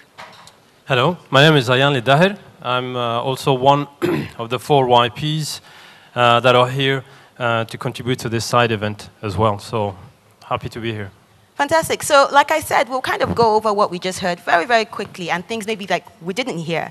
I thought it was very interesting, some of the questions around technology that people were asking Badri, using the drones. I believe Tom somewhere asked about, how are those drones going to maybe really help smallholder farmers to an extent, And I think that's very important because when you think about Africa and you think about the relevance of technology today, people talk technology. It's quite sexy today to say, oh, I do ag tech, or I do fintech and all of that, and people are raising money. But let's think about it for a second. The World Bank did a very quick data set study, and they looked at the potential for technology to truly scale. And they found that in the developed world, they saw 28 companies that had 5% adoption of a technology. Those 28 companies, out of them, 23 of them went on to get over 50% penetration 5 years down the line, so meaning that they scaled, 23 of the 28. Then they came to Africa. They looked at 67 companies, 67, that had reached 5% adoption at the start. Only 6 of them went on to get over 50% penetration. So you kind of think that we could make the fanfare about technology and bring all these fantastic ideas, and it's adopted, all right. But how are we thinking about scaling? And no developed country got where they did. No developed country industrialized without infrastructure. I didn't hear that word today. So I think we really should think about it, because this is a big thing that the African Development Bank is focused on as well. We can't have these young entrepreneurs operating in environments with no power. They can't talk technology with no electricity. So infrastructure is still it's key in every single way. So I think that's an important point to kind of raise. What did you think? Right. I think, without going too much into the technical details, I think one thing that has struck me, and this is more from an overview, is the eagerness and the excitement that the youth is showing to actually contribute to industrialization on the continent, including through AI, but not only that. And I'm actually very excited because it reflects also what some of the studies are showing, which is that in Africa, this is where we see that 60% of the African youth are actually the most optimistic in terms of the skills that they have and in terms of the businesses that they envision compared to other parts of the world. For example, let's take Europe, for example. In the European Union, we are at barely 17% of the African youth, according to the surveys, the latest surveys. In Southeast Asia, we are slightly over 17%. In North America, 30%. The closest we have, actually, is Latin America, where we have 40% of the youth that are actually optimistic. So this is something that is very telling. The other thing is we have the highest proportion of youth who are currently engaged in entrepreneurship or engage in nascent businesses, this is something else that is very encouraging. So actually, there is just this slight push that is needed for those businesses to take off. And we've heard a few challenges, but before going into the challenges, I don't know if you would like to add anything else. I think that optimism needs to be channeled in and be encouraged in a big way. Because I kind of think about what Abigail said when she was sitting here and she was responding to the question about being a banker and the fact that the bankers need to be creative and actually have young people sitting on the table, sitting on the credit committees and making those decisions. I think that's very telling because even within the Presidential Youth Advisory Group, we've talked about issues around maybe there should be affirmative action for youth, you know? Maybe we should think very deliberately and seriously about your boards. Who is here as a CEO? Oscar from Nigeria, Nigerian Stock Exchange. Do you have an under 30-year-old person sitting on your board? No, you don't. You know, and it could be very interesting to see how do we raise that new cadre of leaders who are taking over, who account for over 60% of your population. So yes, an affirmative action for young people. Channel that optimism and have them be there on the decision-making table so that they can make those decisions and help you make those decisions that are very relevant for them. Absolutely, absolutely. And hearing from some of the challenges that have come up, whether it's from the speakers or from the audience, I can see that there is a thread, a common thread that we can identify. One of which is access to finance. I mean, access to finance is crucial. But not only does the youth need to access finance, but also at the same time, they need to be able to have the skills to actually manage the money that they get. So this is also something else that through education or through maybe we could say through curricula, something that could be taught, training that will help the youth enter the job market more easily and also to set up their businesses. The other thing is, and you were talking about AI at the beginning, is the role of ICT and technology. We currently live in the digital age. There is possibility, and we've heard it from Badr, the possibility to actually lower the cost of initiating business through technology. It is there. You know, if you talk about businesses today in Africa, very often businesses start with close family members or with friends, etc. But actually the reach could be far beyond that. Through internet, we could actually reach the other side of the world. So ICT also and technology, I think, should be one thing that governments and financial institutions could be involved in also. And finally, just to finish. Yeah, you would like to add one more? I was just going to say very quickly, one of my last points, when you talk about capital. Yes, we've heard that, and we really need to see the importance of that. Access to capital for our youths, venture capital, early stage funding, so not the $50 million that the bank would do as a minimum, or $30 million. It's about thinking about $50,000, $10,000 to support these young people to scale up their businesses. But finance is important. But I don't want to detract from what one of the gentlemen from Zambia mentioned earlier, when he said we actually helped them finance something. They started. But then Coca-Cola wasn't buying. The big industrialist wasn't buying from them. So suddenly you may find yourself having a moribund asset and you suddenly start having discouraged entrepreneurs. They got the financing, but the market wasn't there. So how we've been very deliberate. I still remember when I was in Nigeria and we were touring a manufacturing plant that did potatoes. They were making fresh cut frozen chips. And we went round and it was with the honorable minister at the time, the president. And he said, who is buying your potato chips? Fantastic product, nicely packaged. They said, who is buying your fries? I hope Chicken Republic is buying. I hope KFC is buying. Because these are all the companies we're trying to encourage into Africa. And they're coming. And they said, no. They tell us they have to bring it from abroad. They tell us they have to buy from their companies from abroad. And he's like, you mean you're here buying from the farmers potatoes and you're making it into this value-added product and then you don't have a market when you've done everything they say you should do. And now the foreign companies are saying, no, we bring ours. It's just not acceptable. So policies, in the end, without proper policy, capital, infrastructure, whatever, would all be dead. Yeah, absolutely.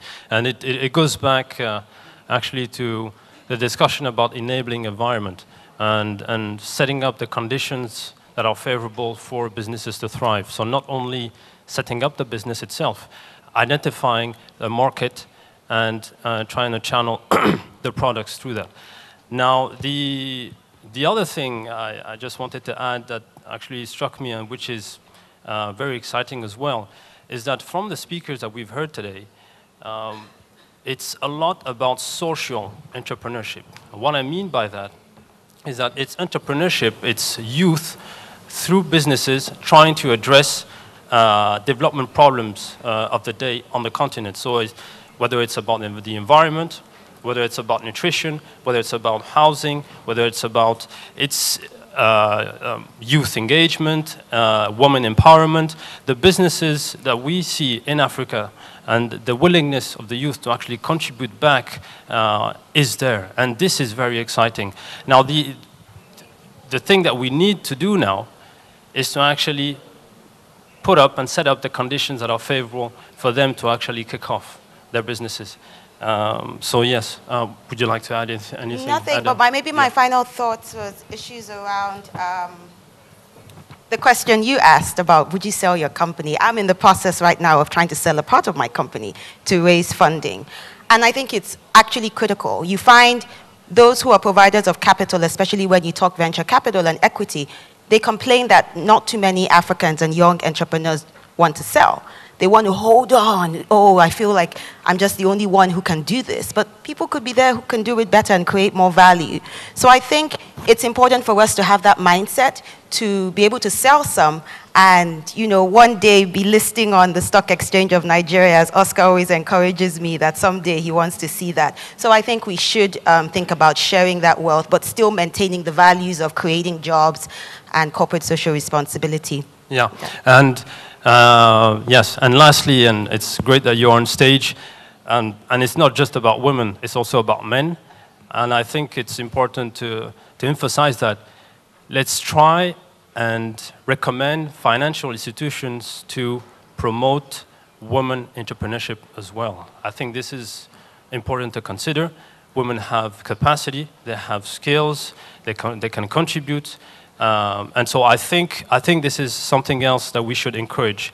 And whether it's in assessing their requests for loans, whether it's in terms of the advice, whether it's in terms of access to education and some of the training they might need, let's also promote gender equality through that. So, on that note, yeah. Thank you so much for So thank you so much.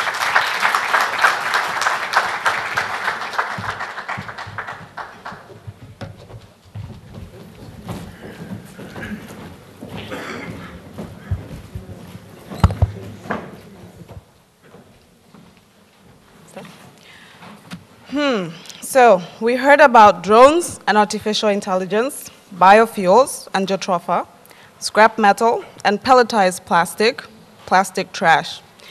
Wasn't that fun? Sadly, we're at the end. Distinguished ladies and gentlemen, you've heard it for yourselves. The 4 presentations have highlighted our speakers' startups, their stories, the challenges faced, and the solutions employed. Clearly, African youth are capable of playing a central role in accelerating Africa's economic transformation through industrialization. The 4 stories shared today are powerful illustrations of what Africa's youth can accomplish despite difficult business environments. How much more could they and other youth accomplish given the appropriate support, such as financial backing, the implementation of the right policies and regulatory environments, as well as the opportunity to lead? Just visualize what we can achieve if we combine our efforts together to scale up what we have heard here today. But dear Abigail, Lorna, and Mutoba have shared their stories of how their businesses were born out of a desire and ideas to do more, to do better. They are not just entrepreneurs, but they are also creating opportunities for other young people and contributing to Africa's development. And in the face of various challenges, their resilient spirits, their ability to persevere and remain adaptable have enabled their businesses to thrive. If you recall, The president stated that young people are bristling with energy. Our speakers are the perfect example of the Africa that we want. Furthermore, the president also urged us to trust, support, and take risks on Africa's youth. We would also like to, in terms of taking risks, we'd also like to say that we are delighted that the Dean of the Executive Directors, E.D. Zoglu, suggested that the bank should set up venture capital for African youth. In conclusion, we'd like to say that if you walk away with any message from this event today, it should be this. There are millions of Mutobas, Lornas, Abigails, and Badirs on this African continent. And we, all of us, have a responsibility to support them. This support can take various forms, from providing access to finance, skills, platforms, enabling conditions, all the way to providing a stage for African youth to share their stories. I would also like to give a message to the African youth. Please understand that your brilliant ideas, they are possible. It may not be easy, and there will be challenges, but your goals, they are achievable. Reach out to people with experience in the sphere you wish to venture in, and be prepared to do the hard work. Thank you, ladies and gentlemen. And now to the vote of thanks. To make this event possible, there was a lot of sweat and tears. And we would like to say thank you to the following people for their immense contribution to the organization of this event. President Adesina, thank you for giving us the opportunity to host the inaugural youth-centered event at the annual meetings of the African Development Bank. To our amazing four speakers, thank you for coming all the way and taking the time to share your stories and to inspire Africa's youth. To the Secretary General's office, and more specifically the Secretary General, Professor Vincent Nemehile, and Dominique Mesnil for taking care of all the logistical nightmares and ensuring that we were here. To our audience, thank you so much for taking the time to be with us and to engage our youth and get ideas and share what your contribution would be to these young people in the Africa's continent. And to the interpreters, thank you for your impeccable services today. To the organizing team, you know yourselves, thank you for the many sleepless nights and endless emails, meetings, good job, well done. And last but certainly not least, we'd like to give a shout out to Jeffrey, who's our foot soldier back in Abidjan, for his dedicated assistance across time zones, day and night. And ladies and gentlemen, to continue the discussion, we invite you to interact over a cup of tea and coffee out there and keep the conversation going. Thank you very much. Thank you.